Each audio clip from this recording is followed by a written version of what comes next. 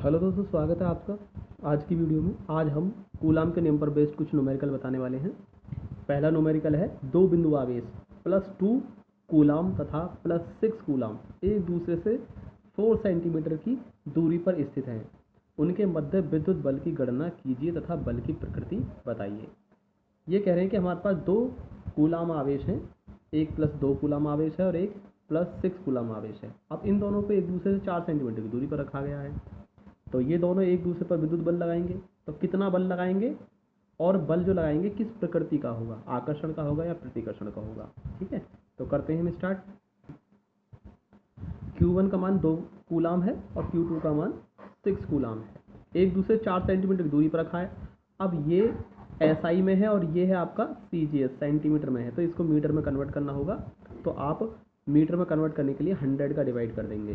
जब 100 का डिवाइड करेंगे तो 10⁻² हो जाएगा, जो कि ऊपर जाकर -2 हो जाएगा। ठीक है, अब हमें निकालना है बल का मान।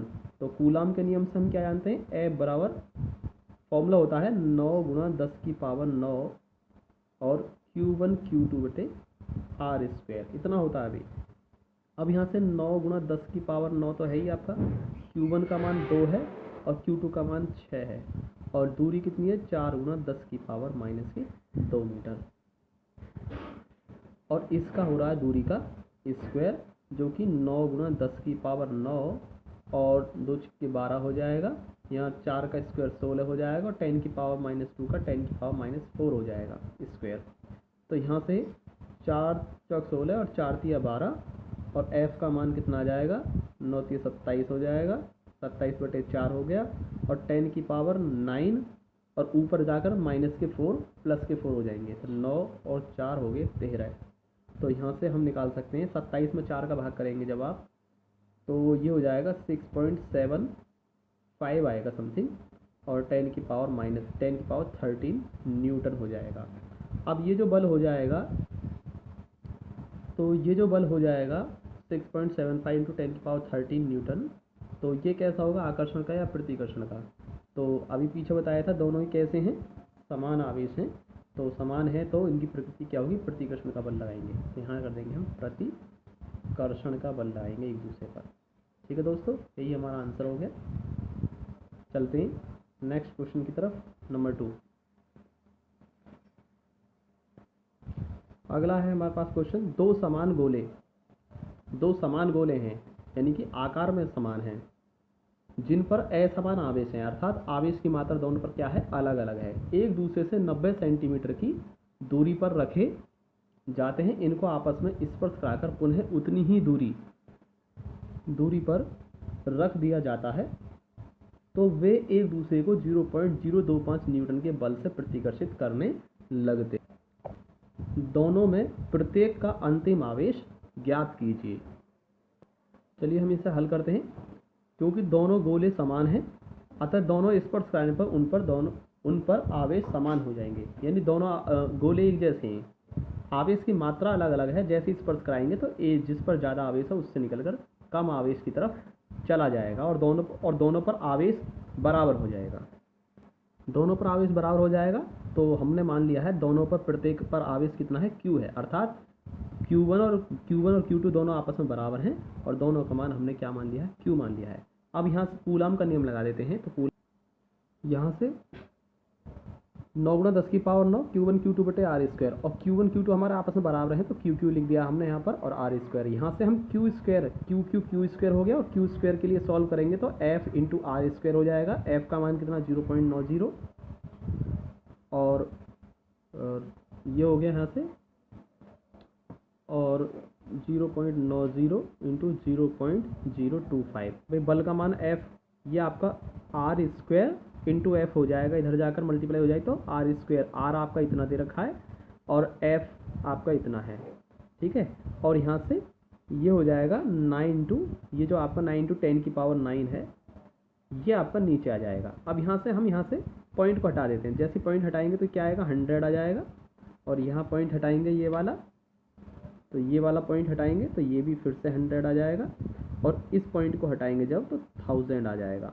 तो यहाँ से Q² का मान होगा, देखो 90 9 से काट दीजिए, 9×9 90, 10 बार कट गया, तो ये 10 90 और 25 और यहाँ से जो पावर जो आ गई ये 10 की पावर देखो 9 और 2 11 और 2 13 और 3 16 आ गई।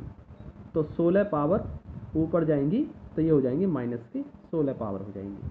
ठीक है, और इनकी जब हम मल्टीप्लाई कर देंगे यहाँ से तो क्यू स्क्वायर आ जाएगा 10, 90 और 25 की मल्टीप्लाई करेंगे तो ये आ जाएगा 22,500 गुना 10 की पावर माइनस 16 आपका चल ही रहा है। तो यहाँ से हम स्टार्ट करते हैं, इससे आगे देखो, इससे आगे क्या होगा, तो क्यू स्क्वायर का मान जो आएगा क्यू स्क्वायर वो आएगा 225 और 10 की पावर माइनस के 14 कर दिए हमने। 14 क्यों कर दिए, क्योंकि यहाँ पर आप देख पा रहे हैं कि ये जो 22,500 है तो 225 कर दिया है यहाँ पर, ये 225 कर दिया है और जो ये 100 है, 100 यानी 10 की पावर 2 ले करके तो 2 पावर कम हो जाएंगी यहाँ से, यानी 2 पावर इसमें ऐड हो जाएंगी तो 16 प्लस 2 माइनस के 14 रहेंगी।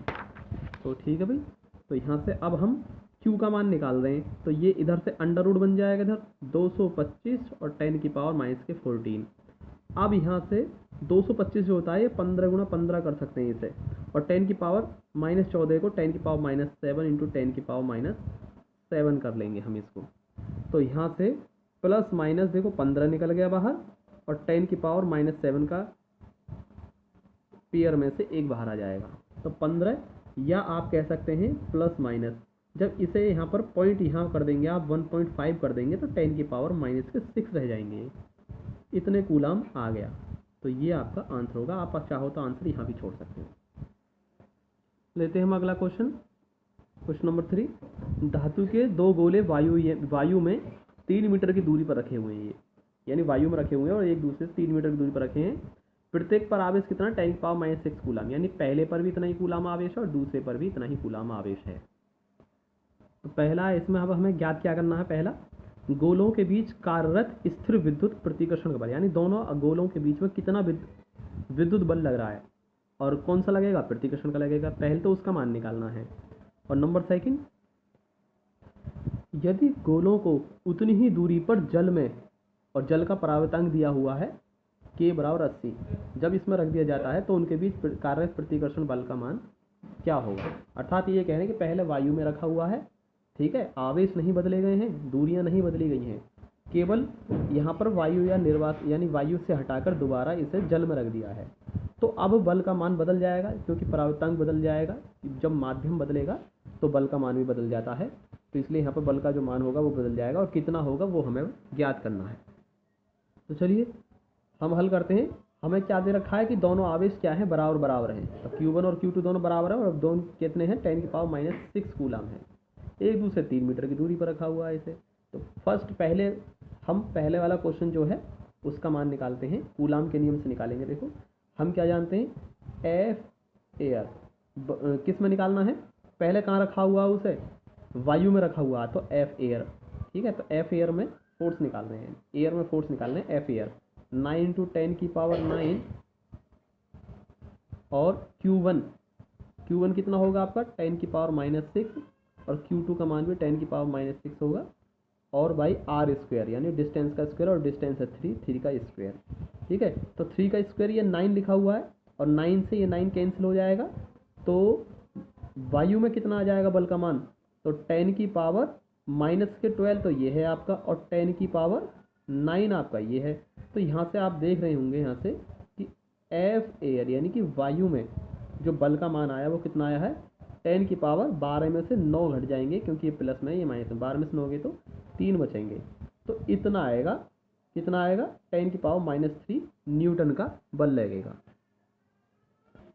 अब देखो नेक्स्ट, जल में रखने पर प्रतिकर्षण बल का मान, भाई अब इसे उठाकर जल में रखा गया है तो प्रतिकर्षण बल का मान होगा। हमने आपको एक फॉर्मूला बताया था कि माध्यम का परावर्तनांक K का जो फॉर्मूला होता है वो कितना होता है, F0 बटे Fm। ये जब हम परावर्तनांक बता रहे थे तब बताया था। ये F0 क्या है, ये वायु या निर्वात में बल है और ये किसी भी माध्यम में रखा गया है तब बल है।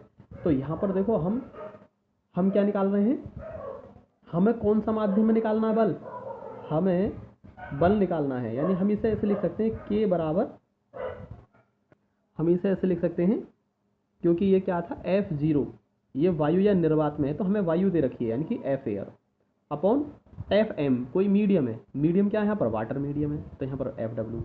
अब यहाँ से जब F वाटर का मान निकालेंगे तो कितना आएगा, F एयर अपॉन किया जाएगा क्रॉस मल्टीप्लाई करके, तो F वाटर यानी कि जल में बल का मान निकालना है हमें, तो 10 की पावर भाई -3 हमने F एयर का मान पीछे निकाला है जो कि 10 की पावर -3 है, फर्स्ट पार्ट में निकाला है, और K परावर्तांक 80 दे रखा है, जब इसमें 80 का भाग कर देंगे तो ये आ जाएगा। और ये जो पॉइंट है हमें यहाँ पर 1 के बाद में लगाना है, तो जब हम 2 पॉइंट यानी कि 2 स्थान खिसकेगा तो 2 पावर इसमें माइनस की ओर हो जाएंगी, तो -3 और -2 -5 हो जाएगा, इतने न्यूटन का बल लगेगा, यही आपका आंसर होगा।